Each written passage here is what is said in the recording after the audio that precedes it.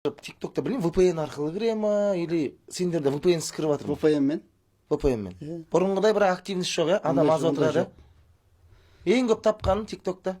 Ең көп тапқаным 1.800.000 болды. TikTok'та қанша күнде? 15 минутта. 15 минутта 1.800.000. Международный ойнадым ғой, братан. Өзбекпен. Ол кезде VPN-сіз кәдімгі кіретін кез ба? Кәдімгі кіретін кез ғой. Қанша адам отты прямо ойда? Примерно ол кезде бір 4.000-дай адам отты. Қарасам 1.800.000 таптың ғой. Мен енді білемді TikTok'ты, мен өзімде кішкене кірген басында. Мен 13 күнде 800.000 таптым да, одан кейін кірмей кеттім бірақ.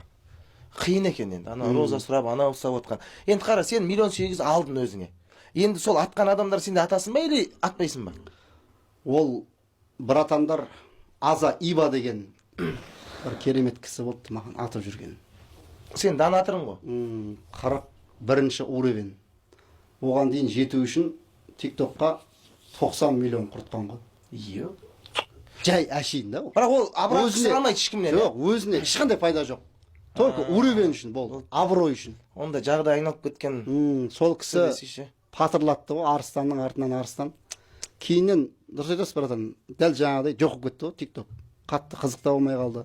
Қазір өзі жұмыс қылып алғандар ғана отырады ше. Онда да қатты емес болып жатыр. Қатты емес. Жай қап баратыр. Мен мысалы өзім көріп жүрген кезде Джон Прикол деген братан бар ғой, кептімен отыратын. Сол кісі мен таңғалғам.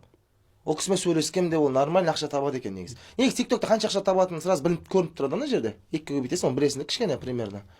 Ол кісі кәдімгі жағдайын жасап алған. Айтты ғой, мен сөйлеспек кезінде таксист болғам деді. Біраз жағдайын жасап. Ареке осында екеуміз сөйлескенбіз талай. Өйткені тілінің несі бар да. Дұрыс қой, бар нәрсені уақытысында жасап алу керек те, әр нәрсе өз дәуірімен ғой. Тамада болсын, КВНчик болсын, кино болсын. Мысалы, қазіргі рекламамыздың өзі әр нәрсе өз дәуірімен. Дәуіріңде қолымнан келгенше ешкімге зиянын келтірмей, жаман нәрсені реклама жасамай, ертең ақыретіңді ойлап, бір жақсы нәрсе жасап жүрсең, одан артық не керек? Жұмысымыз сол ғой біздің. Алыптан алып туады ағайындар. Бұл дәуірде өтеді. Ешкім мықты болмайды. Сондықтан бізден кейін де мықтылар шығуы мүмкін да. Сол үшін қазір бізді бағалап қалыңыздар.